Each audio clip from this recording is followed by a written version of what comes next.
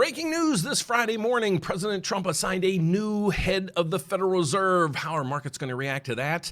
Well, that's what we're going to talk about in today's video, folks, because if you're watching this video, you're a homeowner, home buyer, you could be a realtor, loan officer trying to figure out what in the heck's going to go on with those today and why? So today we're going to talk about President's assignment of a new Fed chair. But let's get over first at the economic calendar. We're going to have some inflationary numbers come out today. But let's just recap the week real quick. We had consumer inflation come out. It didn't shock in all the systems. We had the jobs report come out, and it didn't shock in all the systems. We even had the Federal Reserve come out saying, okay, we're just going to keep rates right where they are. And now this morning we're going to get inflation numbers on the producer side. I'm expecting these to go up a little bit today, so don't be surprised if these tick up just a little bit, and it's because of my January effect. So if you don't really understand what my January effect is, please subscribe over there so some of the lingo I use you can understand. But here's what I'm saying. I'm saying the manufacturers, they got hit with tariffs. Yeah, we agree with that.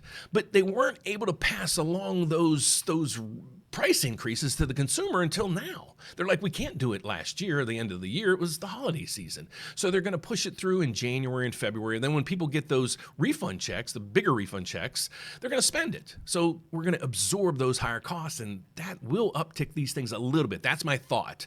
But the biggest thing I want to see is where the market's going today because of this new Fed chair. So the markets aren't doing anything, so that should be good news. Let's see what the stock market's doing over through here. We got that. That's down, but they're saying it's down a little bit less than where it was. So who is this guy that he just put in place of the Fed chair? Well, let's do a quick little briefing on him. I'm not going to dive into him. You're going to get more than enough mainstream media on this stuff, but this looks like a pretty good dude.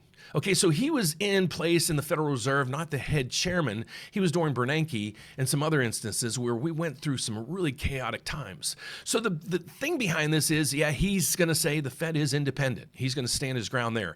He's probably going to lean a little bit the way Trump does because that's who he was appointed from. But what's the outlook?